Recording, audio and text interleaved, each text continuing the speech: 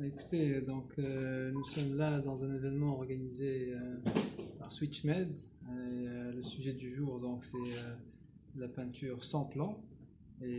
Donc c'est une opportunité pour rassembler toutes les parties prenantes. Et par conséquent, nous parlons aujourd'hui donc d'un PPP, un partenariat entre le secteur public et privé. C'est surtout le secteur privé, bien sûr, qui prend l'initiative ici, avec la participation de partenaires étrangers. Et l'idée, c'est donc d'évoluer vers la peinture sans plan. Nous avons déjà vu que nous sommes passés vers l'essence sans plan depuis plusieurs années en Tunisie.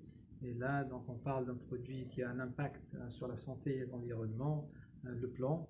Nous avons vu également plusieurs stands ici d'entreprises tunisiennes, d'industriels tunisiens qui ont déjà évolué donc, vers la peinture sans plan.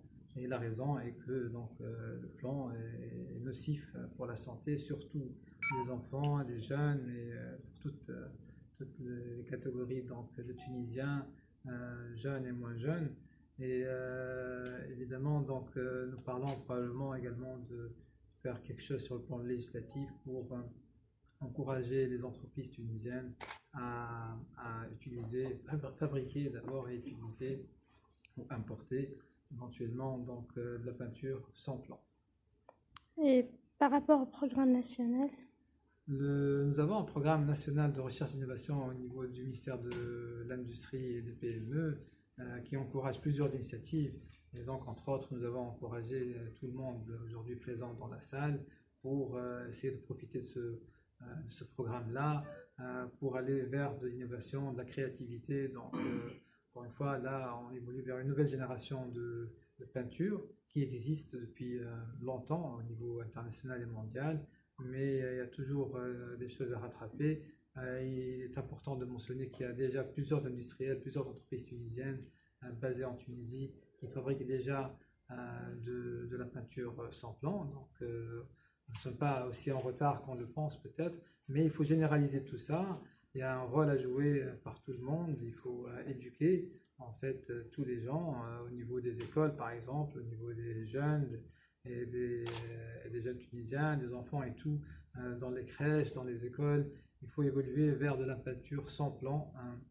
Il y a toujours un début à tout, donc on a vu également que il y a plusieurs écoles qui commencent à faire ceci, mais il faut généraliser. Encore une fois, tout ça prend du temps, ça se fait ça du jour au lendemain. Donc tout ce qui existe en Tunisie a été bâti depuis des dizaines d'années, donc on ne va pas pouvoir tout arrêter tout à coup et tout changer en même temps, mais il faut donc évoluer vers ça. Toutes les parties prenantes aujourd'hui ont pris conscience de l'importance de ce sujet-là, de l'importance donc de l'impact du plan pardon, sur la santé et l'environnement. Et donc c'est un travail collectif, il faut mettre la main dans la main. Il y a un rôle à jouer en termes de prise de conscience à tous les niveaux. Ce n'est pas le rôle seulement non plus du ministère de l'Industrie et des PME, ce n'est certainement pas le cas. Il y a également un rôle à jouer par d'autres ministères. C'est un travail d'équipe au niveau du gouvernement. Il y a le ministère de l'Environnement également qui est impliqué dans ces initiatives-là.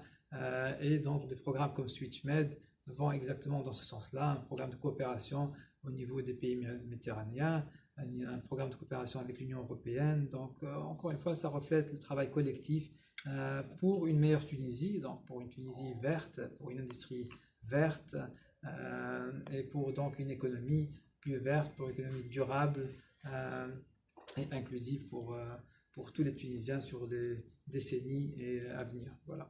Merci.